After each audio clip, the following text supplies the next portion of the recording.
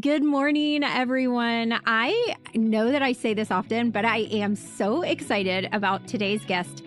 Funny enough, she's in Nashville, which is funny because we're on Riverside anyway. Today's guest is Sydney Dozier.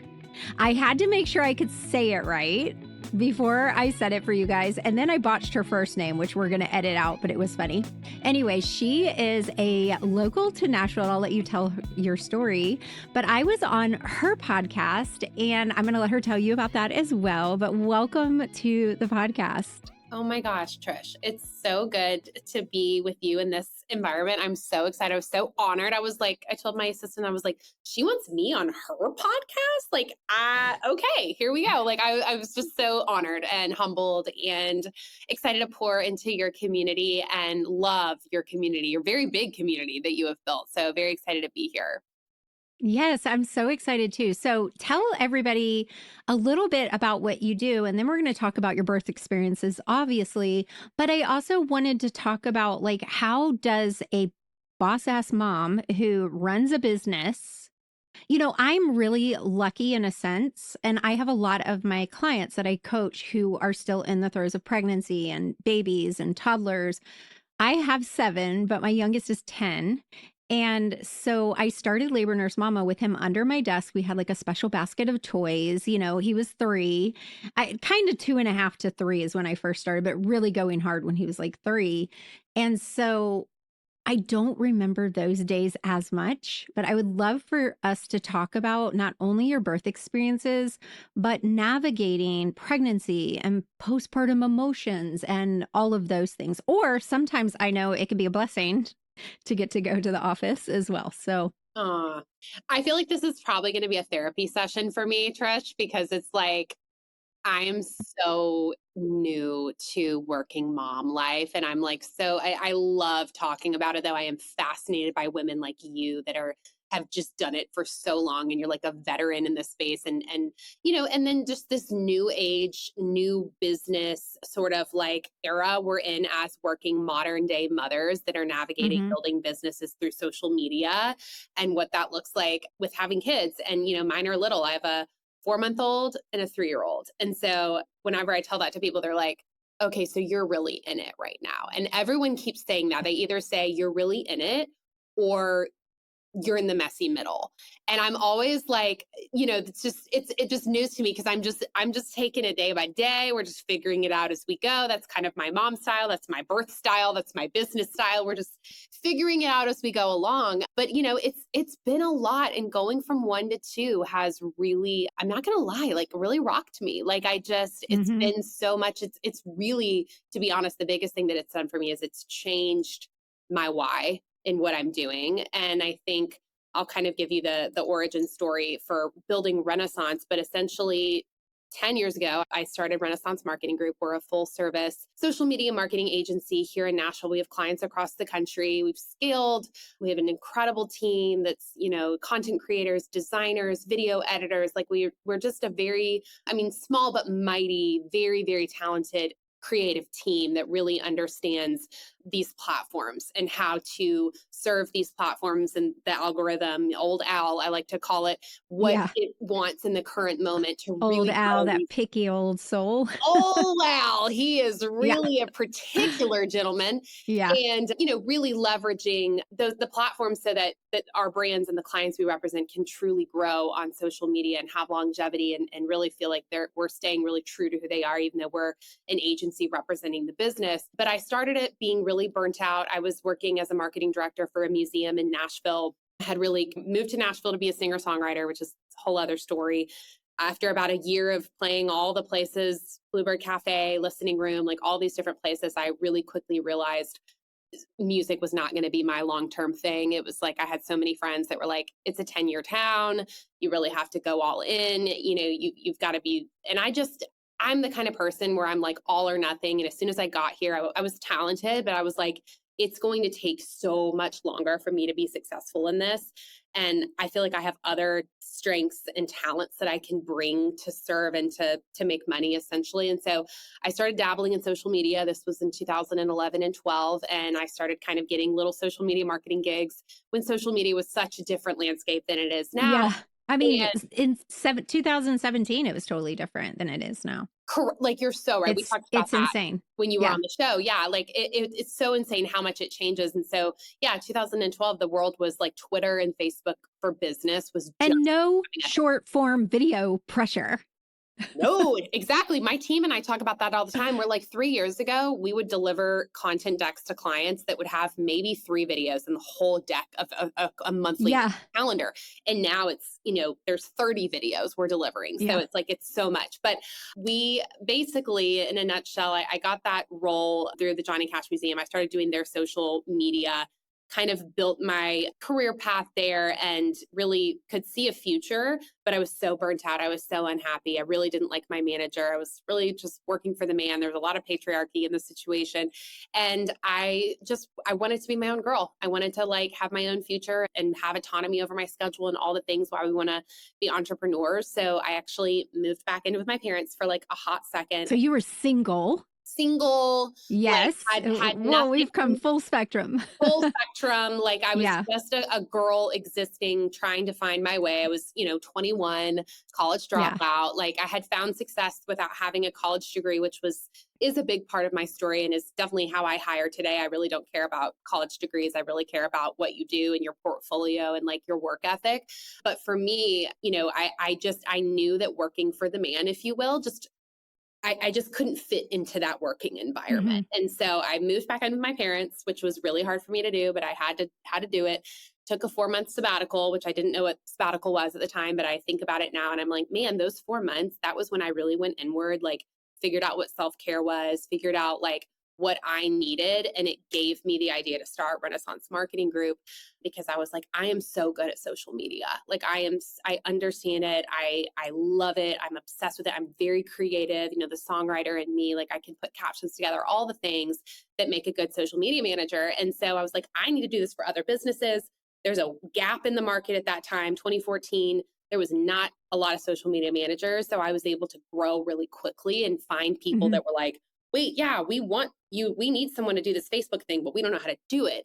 This is perfect for you to come in and do this for us. So, I was undercharging as you do as an early service provider. I mean, I think I was charging I think my first client, Trish, was like $250 a month. Like it was Holy schmokes. But stu- again, you didn't have to do video. again, I didn't have to do video editing. Yeah. So it was like, posting Yeah. a couple pictures probably a week. And I'm sure it wasn't great, but my clients were like, Yeah. this is awesome. And, started growing and met my now husband. We actually went to middle school and high school together, just to kind of give you that full story, because I had moved back into my hometown. So I left Nashville for a hot second. Okay. I had a house in Nashville that I put on Airbnb so that I could pay the mortgage and kind of pay the bills and then move back in with my parents. And kind of was on social media and reconnected with Nick, who's my now husband. We'd never dated in middle school or high school, but we like knew each other. We had like mutual Yeah. friends and things like that. And he messaged me one day and was like, I saw you're back in Georgia. Like, you want to grab a beer? And we grabbed a beer, and the rest really kind of is history. I convinced him after a couple years of dating in Georgia, I convinced him that we needed to move back into that house that I had put on Airbnb because it was a great house, great townhome, a lot of space. I'm like, Nashville's way better than Atlanta. Sorry to any Georgia It people. is true. It It's is true. it's so true. I know. Atlanta's Yeah. not, it was just not my It's vibe. different. And it's Hmm. different. Yeah. And he's Yeah. just such a Nashville guy. Like, if you know Nick, like he's just like salt of the earth, like Tennessee, like he's just such a good dude. And so we moved into the house, got engaged like a year later, and then, continued building the business, started hiring, which was really like a new, big, exciting thing for me. I think my first hire was 2018. And then, started building and scaling the business. I can really see the vision of it. But the word renaissance is such a important word, not only in my business life, but just in my life overall, because the definition of it is a rebirth of creativity, energy, and opportunity in something. And at that point, when I named the business, I was so needing a rebirth in my life. Like I was Yeah. needing this resurge and, like I said, rebirth of energy and creativity and the opportunity that the business would bring me. And so it felt so natural. That's now what we do for our clients, where you come into our world at Renaissance and we are going to 360 your business through giving you a renaissance from a visual standpoint, from a profitability standpoint, from a scaling standpoint, engagement standpoint, and just overall experience with working with us. We want it to feel like a rebirth, like you're excited to pour into your Yeah. social media because you have a team that you feel is very aligned with your business. So that's what we do. We also do summits because I'm obsessed with women entrepreneurs like you, Trish. So we do Yes. the Renaissance Women's Summit, which you and I have chatted Which about. I want to come to. Yes. Labor Nurse Mama is going to be very involved.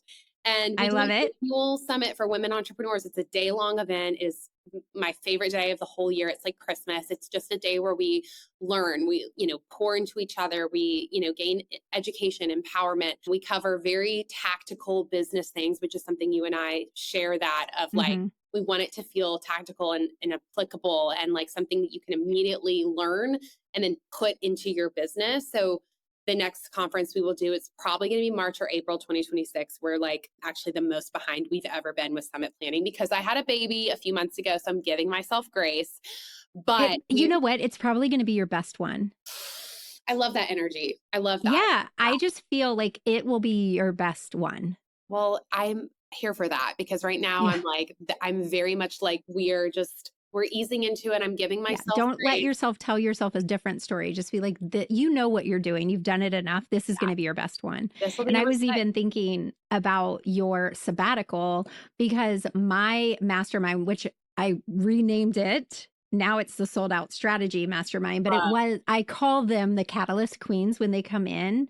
And I was thinking about your sabbatical, even though it was a season of rest, it was also that catalyst, which is like a reaction going into a change, like undergoing this big change for Yes. you. Yes. And it was like that pause, Hmm. everything before my life completely changed. And I think in that pause, though, I was happy because I was like pouring into myself, but I was also like nervous. I had pressure from the outside of like, Yeah. at this time, all of my girlfriends were crushing in their careers and getting engaged and like getting married and starting that process in their 20s. And I was just sort of like back with mommy and daddy, but I just Yeah. felt like it was the thing I needed to do so that I could give myself that time to fly. And that's Yeah. exactly what happened. So I love that you just said that. It was the catalyst for my change for sure.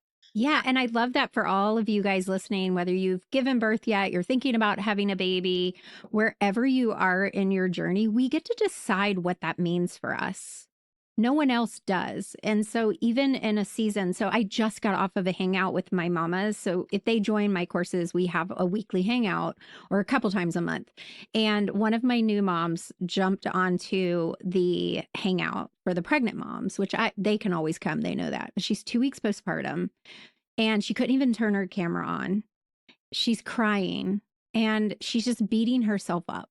And I feel like no matter what stage you are, so even like I'm laughing about them saying you're in the messy middle, like what does that actually mean? Because Right. I have kids up to 35, right? And down to 10.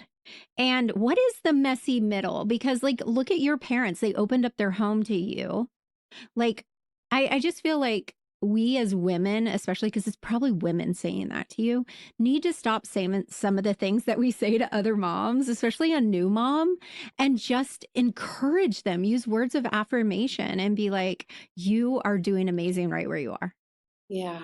Oh, that's so good. It's so true because it is like you share the ages of your kids. My mom was just saying, my mom had 4, and she just said to me on the phone yesterday, similar to this conversation, she was like, when I would tell people I had 4 kids, just like I'm sure you with 7, the immediate reaction is, oh, I'm so sorry. Or, Or oh, God, don't you know what causes that? I right. heard that all the time. Yeah, like, do Like it's a you know? mistake. It's like, why does it have to be looked at like it's a mistake? Like just like I'm like you, I am obsessed with my kids. I Right. think sure, I'm not sleeping super well. I have a 4-month-old. She's regressed. Like, of course, but I wouldn't trade it for the world. And that's what I'm saying. Like my why has changed so much because I'm like, my why used to be Renaissance all day long, baby. And it still is. Yeah. But it is so much now, like my eyes are just, I can see so much more clearer. Like my children are like literally everything to me. And I think Yeah. what's so cool about back to like modern day mamas is like we can love that so much and what we do so much. Yes, and there's no shame in that. Like, there's no shame. I will say, I don't know about you, but I feel like when you own your own business and you just love your business so much, it's hard to turn off at times. Totally. And so, like, one of the things I do with my coaching clients is like we set boundaries. And so you need to have focus time where you're, especially when you do social media, it Yeah, bleeds into everything because that stupid phone is in your hand all the time. But just have times where you're just with your kids and don't feel guilty that you're not checking in or, oh my gosh, I forgot this or that. And then also that same focus time on your business, which you have an office. I work at home, right. which makes We're it a little harder. But my son is gone he goes to a homeschool tutorial. So he's gone a couple days a week and he's grown up with labor nurse mama. right. So he doesn't know me as going to long shifts. And like my daughter just said to him, because he was complaining that I was in here working. And she said, Grayson, I used to like have to wait like 13 hours for mom to come home. Oh my God, I hate And, because when you work as a nurse, like it's long. So it. I love that you're even saying that because I do feel like a lot of women now have, I mean, I hate to say that about the older generation, but I do feel like it's different when you own your own business or you're doing something you love. And I don't think a lot of older women had that Yes. freedom to I choose something they really loved, It's a So generational thing. I definitely yeah. feel that. I mean, even my mom says that to me. She's like, I can't relate to, she was a stay-at-home mom. So she's like, I can't relate to a lot of the struggles that you have. And I think that's why I love this conversation so much because I think that's why I adore everything you do, that community of other women that are Hmm. so passionate about what they do, but they also are so passionate about being moms and their kids. That is like the most beautiful thing. And I think we really need each other because it like lights me up to hear you talk about it. And even like hearing how you brought your son into a lot of what you do. I'm like, oh wow. I guess like I need to hear things like that because I think with my Yeah. 3-year-old, he sees me at home, on my phone and working on my laptop, and I'm really trying to figure out how I can be better about that because as you know, like when you run a business, you can have an office, you can have a brick and mortar and then come home and there's still fires going on in And Slack you have to put them out. and email Yeah. and you have to put them out and then there's no one else. Like I have an assistant, I have a team, but there's certain things that only I can do. And so I do have to like figure out how Yeah. don't want him to like see me with my computer all the time and like see me with my phone. And I really, really try like Labor Day weekend. I was like, I through my phone. Like I was like, Yeah. I am taking this time and it was so very good for me. But I do think it's gonna be a forever like balance of it. A Even though I juggle. don't like Yeah. the word balance, but yeah. Yeah, and then it gets even, like, more difficult in certain ways to figure out how to navigate both when they have their own schedule. Yeah. Like, Yeah. it's like, right now, like, before Grayson started the tutorial in sports, it was, like, all around my schedule. Right. And now I'm, like, having to, like, "Oh, The wait, opposite. oh, wait, does he have something that day? Like, I he has a schedule? What?" can't Yeah. even imagine that. Like everyone's like, "Are you going to Yeah. put Sawyer in sports?" And I'm like, "Yeah, if he wants to." But wow, my husband and I haven't even considered what that's going to do for us because we have the kids and we're doing the things with the kids. We're also like selfish in our careers, like Yeah. we're like doing our thing. We have childcare, so that's going to be an interesting change. And I know that like Yeah. seasons constantly change too. Yeah. So Well, and that's what one of my sons had his 30th birthday this weekend and they were all there. And of course, they all have advice on parenting, even though they're not parents. And they were all like, "Are you going to let him play football?" And I'm like, "No, he's not playing football." Because my older boys played football and they all have some sort of injury, oh, long lasting injury. And we didn't know about head injuries back then or right. anything.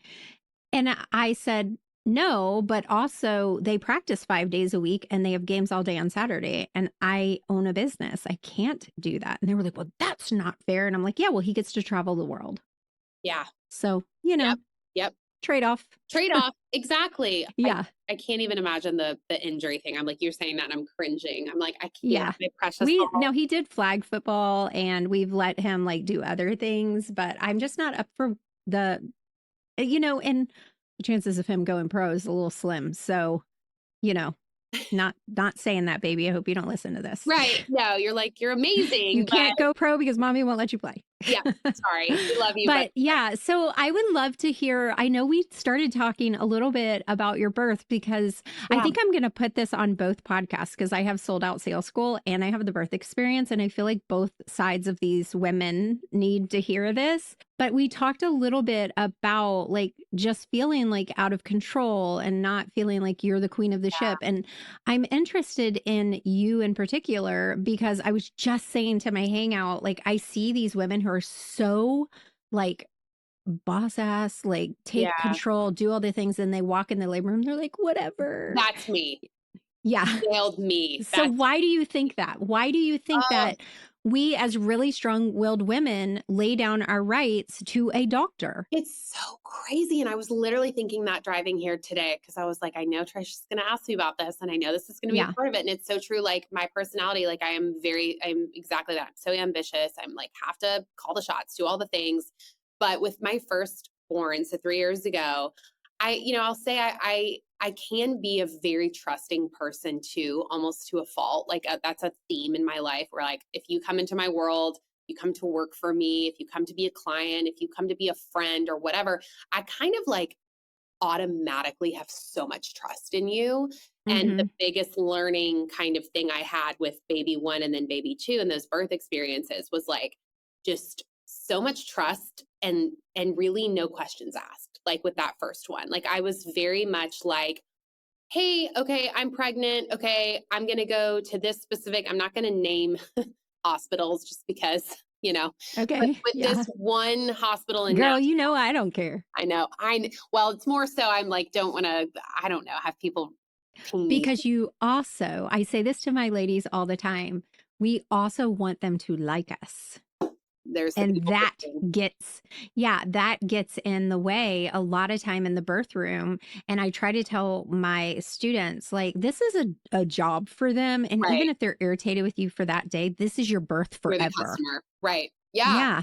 It's so true.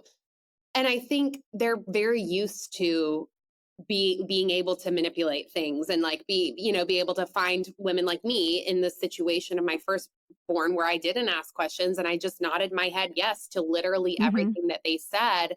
And that was so horrible. Oh my gosh, like I hate to like live life with regrets, but I have so many regrets about my first birth. And the thing that happened was I made it past my due date, as you do with your first, right? Like that's pretty common, and I had heard that, but I was very desperate. I was very, but still silly. It was silly. I was fine. Physically, I was in the best shape of my life. I had such an Yeah. easy pregnancy. I had no issues. Like I was perfect. I was like textbook perfect.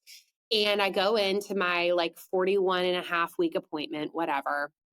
And they're like, how's it going? And I'm like, I'm just Yeah. so over it. And everyone's blowing me They're up. like, yes. Yeah. They're like, perfect. Yeah. Intervention time. Yeah. And I they know exactly what you need. and they were Yeah.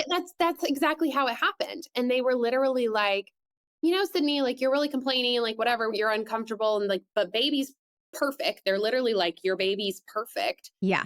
You could get induced. Like this could be a thing that could happen. You And could be then done. will be done and you'll have your baby in the next like, I don't know, 8 hours. And I was like, oh, and I looked at my husband and he was like, like, just like, Whatever you want. shrugging. Yeah, Yeah. whatever you want. And I really honestly, I'm so embarrassed to say, I knew what an induction was, but I also didn't know what an induction was. Mhm. Like I had heard about it. My mom had one with me, but I didn't know what it Which entailed normalized it in your brain as well. totally because I had heard Yeah. people that had have it. Well, So my then I'm mom was like, induced. Yeah. yeah, I'm like, okay, like that's going to be fine. And so again, trust. I immediately trusted that that was the best option for me from a medical standpoint, even though again, there was nothing wrong with me. There was no Yeah. reason I should have done that. It was just that I was impatient and I was over it, which is just so. Well, and in the provider's defense, which you know that I'm the first to speak out, Mhm.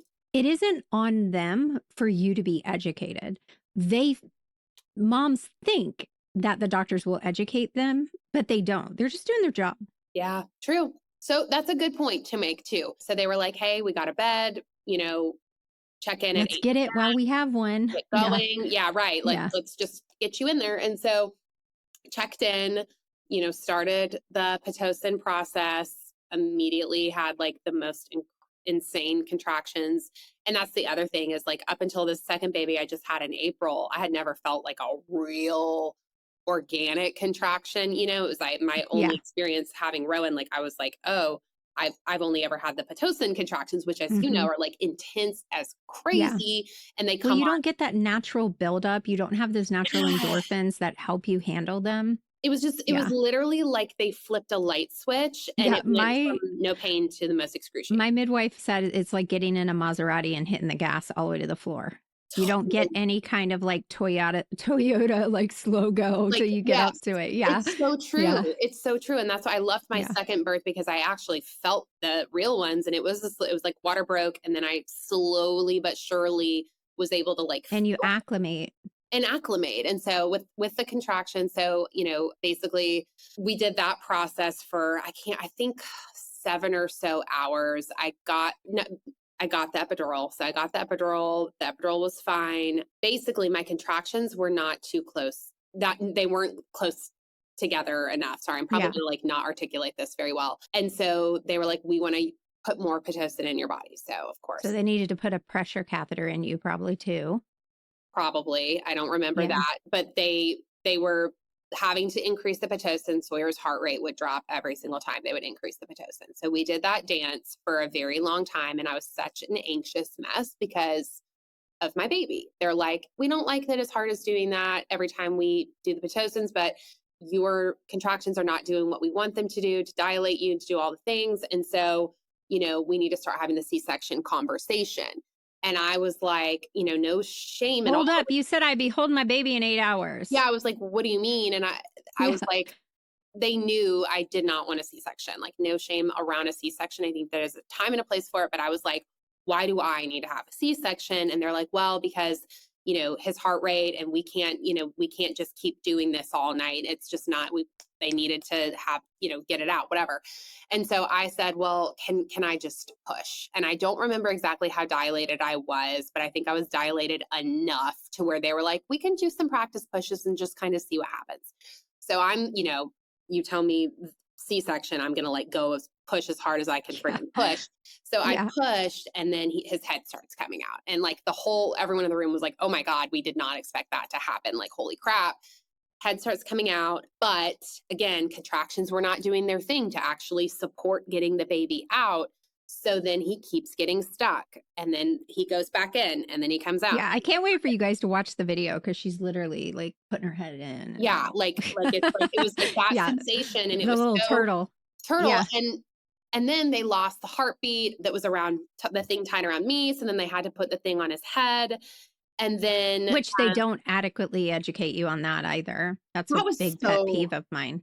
that I mean, was that was a necessary time. That was a necessary time, but they'll do it a lot. And I won't say what hospital I used to work at, but the one I used to work at in this area, we had a doctor that would go in his rounds in the morning to all of his inductions, break their water, and put that monitor on the baby's head oh at my 1 to 2 centimeters.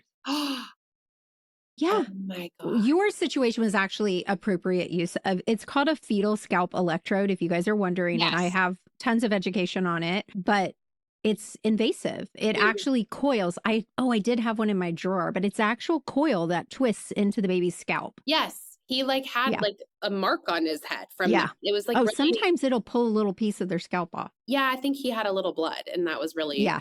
kind of Yeah. terrifying. So that was great. So then basically they had to do an episiotomy because they were like, you're pushing as hard as you can. We think we can get this baby out, but he's stuck in there. Did they do a vacuum too? No, I don't think they did a Okay. vacuum, but it was like as soon as they did the episiotomy, thank God for the epidural in that situation, he Yeah. pretty much flew out at that Yeah. point. So once that happened, they give the baby, baby's fine, all good. But then it's all the things that happen right after that. They start to sew me up, and I had an intern sewing me up. Okay. I will never. Which I don't recommend you guys always put on your birth plan, no interns. Yes, please. I don't listen care if they're doing your epidural. I don't care. do Birth not. is not the time for practicing. I think. Amen. Yeah, Amen. I mean, I can't believe because I it even is your birth experience. it's your in my first experience too, like, Yeah. my first out of the There's gate. always people who are willing to do it. So the gal Yeah. is she's, 20 years old, she's sewing me up, and she's looking at the OB, the midwife, and she's got this look on her face like something's not right, and my husband looks at the doctor and says, As "What's she's wrong?" repairing your vagina. As she's sewing up my vagina, and Oof. the doctor looks down, and then the nurse comes and presses on my uterus, and blood starts gushing. So this is, terrible, but I start hemorrhaging from this experience. And all of a sudden, when that happens in a birth room, as you know, 35 doctors and people and anesthesiologists Yeah. come And it's running into the scary for room. you and your partner. It's extremely traumatic. Mhm. And in that moment, the thing that pissed me off the most was that the baby just went to Nick as soon as all of this has happened. Like, he's like getting cleaned up, but then some nurse just gave the baby to Nick. Nick's a new dad. Nick's never held a 5-minute old baby in his life. He doesn't know what to do. And then Yeah. they all rush me to the OR in that moment. So then Nick is And they don't left. talk to him? No, they leave him in the room, and That he is had an incident report, in my opinion. Like, they should have done an incident report on that. That is not acceptable. There's always at least one nurse or someone who mm, can talk to the family members. I mean, And I he don't had care to who's in there, fall. whether it's your mom, your cousin, or your partner, this is their family member, Yeah. I mean, and he's left with a I newborn. he was left with a newborn, and I was, of course, going to breastfeed. So he was like, "What do I do?" So I'm gone. I'm in the OR. He's has to go into the hallway with the newborn and be like, "Can I get some help?" And then they're like, He "Oh," probably and got yelled out for carrying the baby out in the hallway too, because 'cause you're not oh, allowed to do that. Yeah. oh yeah, Yeah. and he's like, "Hello," like, and Yeah. so Help. then he gets served, and then in the OR they basically told me, they're like, "We have to give you blood. You lost a significant amount of blood, and a part of your placenta got stuck, and so we have to get your placenta out, and then we have to put the balloon in you to like contract your The uterus back down to Bakri. normal." Yeah. Yes. And so that happened, and literally I think an hour later I was back and I was holding the baby, and it was fine, like nothing had happened. And Because it's everyday normal for us. I had the midwife come in, and it's true. The way everyone acted was, it was just so normal. As the midwife came in, but this is Yeah. what she said to me, which was the worst thing ever, Trish. She said, I'm so I scared. recommend you go to therapy after this experience." And she said, "I've never had to do an episiotomy in my 25 years of practice." And I'm like, "Well, why do you have to tell me that? Like, why does that need to be information that's helpful right now? Like, first of all, please don't tell me I need to go to therapy after my, like, Like, there goodness." are certain ways to communicate things that doesn't add to the drama. Right. And it was such a bizarre thing. So we did consult a lawyer after that experience. He kind of was like, "I don't really think there's anything here," but we really felt like the whole process was just with the intern and the looks on everyone's faces, and just it just was so, nothing was prepared. But like I said, regret, like I go back and I'm like, hindsight, I feel that if I did not have that induction, and I would have just let the baby come when the baby was ready, I think that we would have avoided a lot of that. I really do. So But that is your story, it and is the you story. learned from it, and you are who you are now because of having experienced that, and you're also able to, like, where I am like, "Don't do this, and you should do this, and here's why." Now, I do tell my ladies, like, I just had the call, and one of my girls was like, "I'm being induced," and I was like, "Okay, first, do you want to be induced?" And she was Right. like, "Yeah, she's had a really hard pregnancy." I said, "Okay, then now let's talk about the plan." I'm not going to be like, "Oh no, you should Right. not be induced," but I'm going to educate her. And we came up with a plan to prep her cervix, get her ready as much as possible before she walks through that door. And then she knows that, because it is a cascade of interventions. However, you can put your foot in the door and Right. stop it. So, like, not letting them break your water, Right. that if they hadn't broken your water and baby wasn't tolerating Pitocin, you can go home and take a break and come back later, or come Mm. back in 3 days, And but I you don't wish know I that. would have known that, that would have, Well, over on this coast, they're not going to tell you that. I right. can't tell you how many inductions we send home in California. Wow. in That's Seattle. Like, unheard of here, right? They yeah. do not do they don't let you leave Well, once. and it's not just the staff because a lot of parents, like, even if we have to reschedule or bump your inductions, like, parents will freak out because they are like, I'm coming to have my baby. Right. So, like, even telling a mom who's already set her heart on, like, I'm going to have the baby today or tonight. And then you're like, we probably should stop and maybe go home. But they educate their parents on that Right. there. Right. Here, it's like you go in to be induced, you're going to have a baby one way or the other. Mhm. You know? So Yeah. if they would educate, like, we can try, but it may not be the right plan for you, but they're not gonna do that either. Nope. It was very all or nothing. Yeah, It was very like you're walking into this hospital, you're going to have this baby. yeah, Either and they don't like you to go to 41 weeks and 5 days.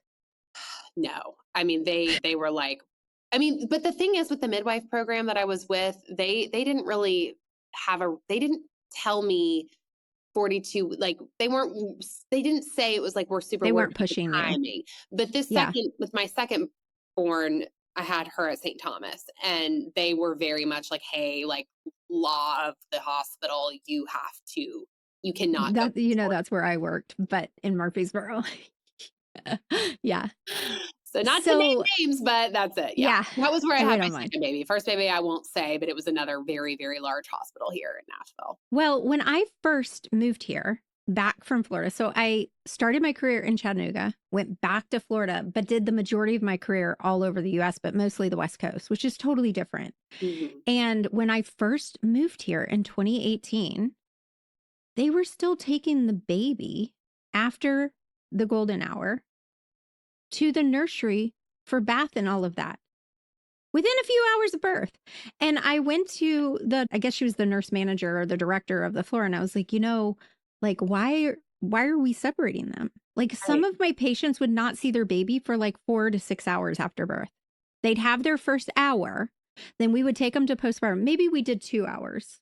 But the baby would go to the nursery and mom would go. I don't think they do that anymore. I need to ask one of my friends, Sarah, because I know Mhm. she thinks the same way as I do. But Yeah. that was just normal to them. And the problem in the South, in California, you have a ton of travel nurses and you have a ton of transients, which Nashville's kind of that way. But in labor and delivery, it's a weird bubble where in like smaller towns, especially like Murfreesboro and outside, like a lot of the ladies will graduate and that's the only place they've ever worked. So they don't even know this is not the same or Right. this is not normal. Now that social media, like I wasn't even in 2018, I had my blog and all of that, but I wasn't using social media the way I do now, which I probably would have gotten fired anyway. But weren't as, I think a lot of labor nurses are also having their eyes open like, oh, I can't just walk in and say, okay, I'm going to check your cervix. Like I Right. have to ask, So tell me about the second birth. Yeah. Oh man. I mean, I think, you know, definitely went into it feeling way more empowered, way more educated, still nervous because of my past and what I had been through and just like the PTSD of it all because it was so very traumatic. But I did a lot of research on doctors and asked a lot of friends and it was a whole different experience for me. Like I was like, I'm going to go all in. I think also from a business standpoint, as a business owner, my business was in a healthier place in 2025 going into having this baby than it was in 2022.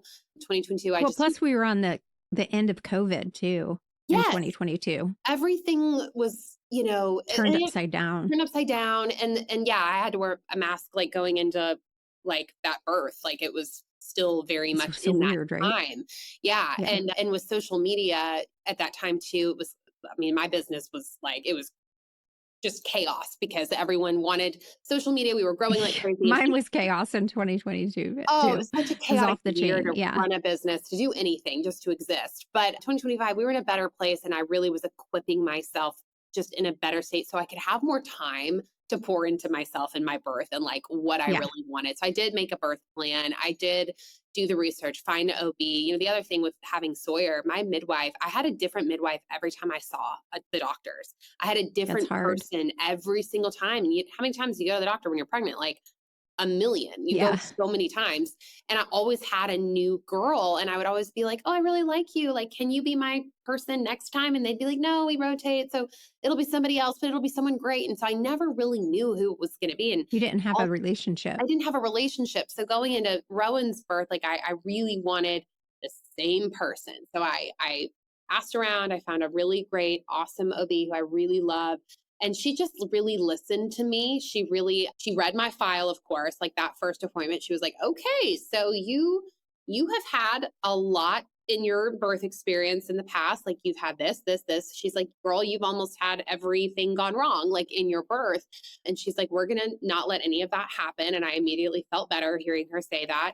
I told her, I was like, I want to do everything in my power with baby two to not get induced. Like, I know I'm not a doctor. I am not trying to be, but in my gut, I do feel that all of my issues stemmed around that induction. I'm And sure she semi agreed. she did. She was like, Okay.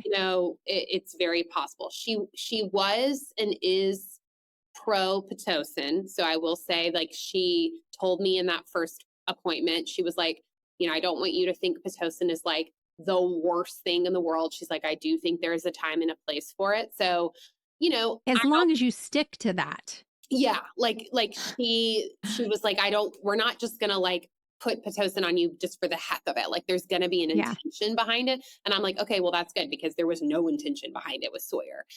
Yeah. So thankfully I made it, I did make it past 40 weeks with Rowan. And I think we were right at 41. And she was like, okay, we need to chat because St. Thomas, we cannot have you past 42 weeks. And I was like, okay, well, can I every day this week, can we do a membrane sweep and just sort of see what happens? Yes. Yeah. We started with membrane sweeps and, so painful, but like worth it for me because I think the third one, my water broke in the appointment.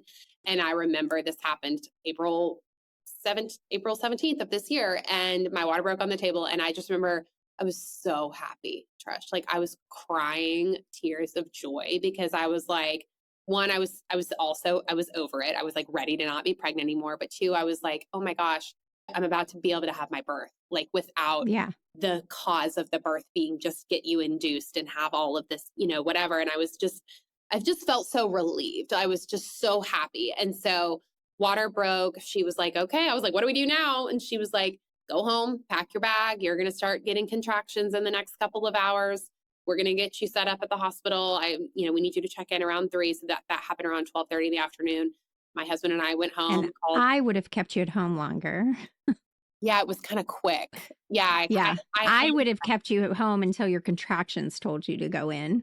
I wish that I would have had that information. I wish that yes. I mean, I knew that was coming there. And I'm also wondering, did she intentionally break your water or was it an accident? I don't know. I mean, I don't know. The labor nurse in me, we have some doctors that their water breaks all the time at the office. You're like, okay. But I don't know who it is, but it's okay. It worked out, but I would have kept you home. So next baby, we just need to stay at home longer. Because if your water breaks, you're not necessarily in labor. Were you contracting regularly by 3:30? Yeah. I mean, not like super close together, but like they were pretty painful around that point. Okay. 3:34. Yeah. So I usually will tell mine if you're not hitting your contraction rules, which for a second time mom, that would be less than 5 minutes apart for an hour. Right. Then I say in 12 hours, go in. Unless you're GBS positive, then it will change that a little. But that way you were. Yeah. So that might be why they wanted you to come in a little sooner. Okay. Yeah, that was a weird thing too, having that bacteria thing. I was like, what is this? Like, why do I have this? Didn't have that with Sawyer, but yeah. So ended up, I wanted to go as long as I could without the old epidural. So I did. I think I made it like 5 hours. And then I was like, real contract. I was like, I've felt it. We've been here. Now I would like for these to go away. And we got the epidural. But the weird thing that happened at that point was the anesthesiologist told me that my scoliosis, which I had not heard really anyone say that I had scoliosis in a long time. I had heard it from a chiropractor maybe 10 years ago when I broke my tailbone. But he was like, had me on the table and he was like, your spine is not even. And so I'm trying to get the needle in, but like. But you had an epidural with your first. Yeah. Interesting. Isn't that, and it was fine. But he did he got the needle in and I did feel the numbing, but about a couple hours in, I could feel every ounce of contractions on my left side. And then I would That's the worst. turn over to my left, and then I would feel it on my right side, then I would turn on my right. But every time I would turn to one certain side, Rowan's heartbeat, like her heart rate would drop. And so then She had a cord situation. she had a cord situation. And so it was like she didn't like when I was turning on one side, but then the side that felt better for her was the most painful side for me because my epidural was not working. Yeah. And then they were kind of overcompensating for the epidural by adding more like pain medication into my body. And So then were you feeling woo-woo? I was, I think so. I can't even really remember. But basically, my heart rate, not my heart rate, my blood pressure would drop It um, was dropping. with all the extra like fluid. Okay, so they weren't putting something in your IV, they were just adding to your epidural. Yes. Like Okay. I had like a little That's clicker. a really common side effect is that drop in blood pressure, and then Okay. the baby's heart rate will go Yes. down. And then they Yeah. had to give me blood pressure medication to get my blood pressure back up. So then it was just a Joy, joy, conundrum. joy. Yeah. Joy, joy, joy. And ultimately we finally got to 10 centimeters at like 2 in the morning. They were like, let's start pushing. And that was I will say that was really exciting for me because I was like, we're doing this, like it's happening. I just felt ready. I could feel that it was time. You know how it is. Everyone comes in the room and you're like, wait, Yeah. wait, like Yeah. why are all these people here? And they're like, this is just protocol. And I couldn't really remember it being like that with Sawyer, but I'm sure it was. But 3 pushes, she came out in 3 pushes, and it was great. And we didn't have any issues, and we didn't have, You didn't go back to the OR for an emergency no, we hemorrhage didn't. kit, So it was like, yay, like we had our birth moment, and that was great. So yeah, and you got to have your skin to skin. and I got to have my skin to skin for a That very was long. your redemptive birth. Yes, and I was so happy, and the placenta came out, and it was all fine, and yeah, it was good. I mean, it wasn't perfect.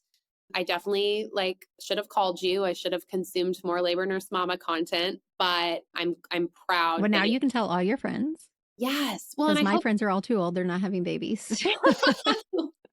but for your listeners, I hope that Yes. like anyone listening is getting some, insight based on my mistakes and things that went wrong. And like you said, don't be afraid to ask those questions. Like Yeah. this is your birth. Like it should go exactly how you want it. And you Mhm. can call the shots, sister. Like, And the thing about it is you can't promise anyone a perfect birth. Is there really a perfect birth? But what I tell my mamas is that I can promise you that you're going to understand each twist and turn and you'll know how to make the right decision based on your knowledge, not hoping someone else is going to make the best decision for you. right. That's where we give up our power.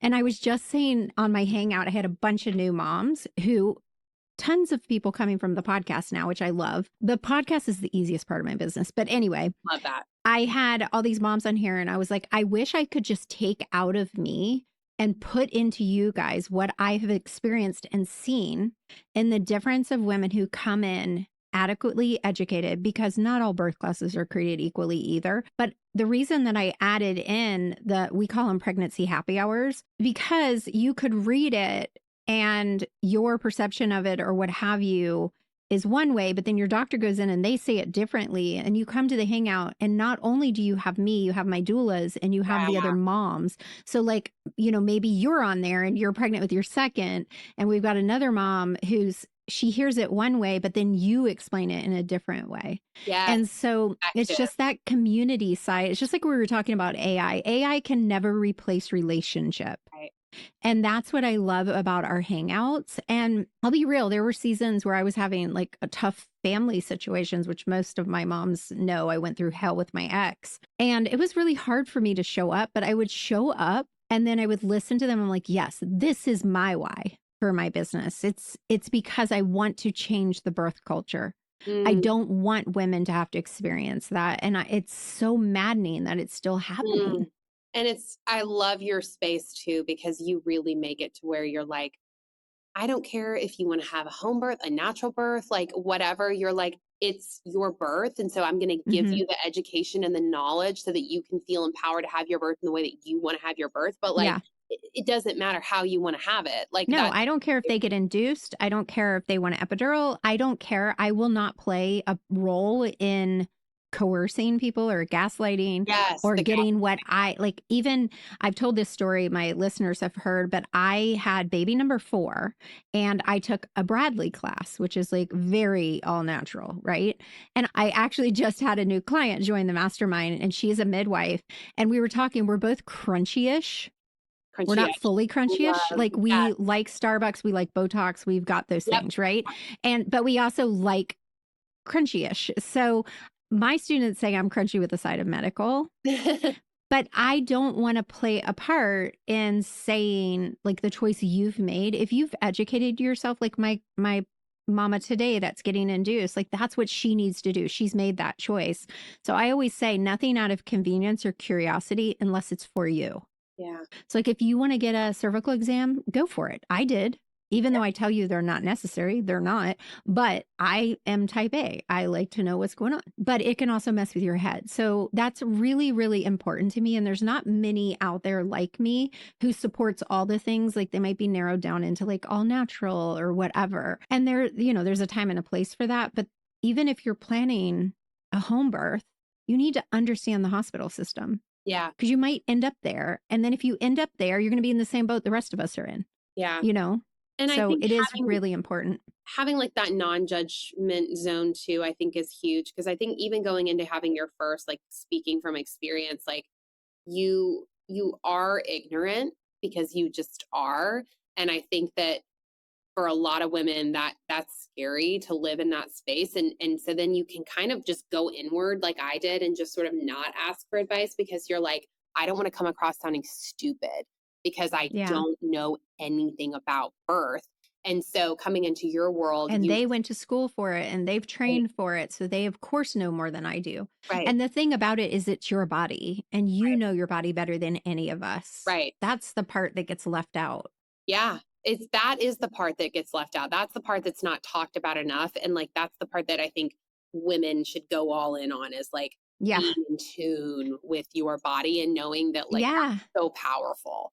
And understanding that all these rights we fought for include in the birth room because there you are the queen. Yeah. I say this all the time. The one thing that has to be in the birth room is you for a birth to happen. You're not me. You're it. Not. You're the queen. Yeah. And so, well, I loved this conversation, but I know my pregnant mamas do not like to listen to long podcasts. So this was a long one, you guys. Going forever. Sorry, guys. I'm chatty. But tell everyone where they can find you, especially because I have a lot of business owners who follow and where can they find you? Yeah. Okay. So I'm Socially Sydney on Instagram. That's my personal where I'm like dabbling in like kids and building the business.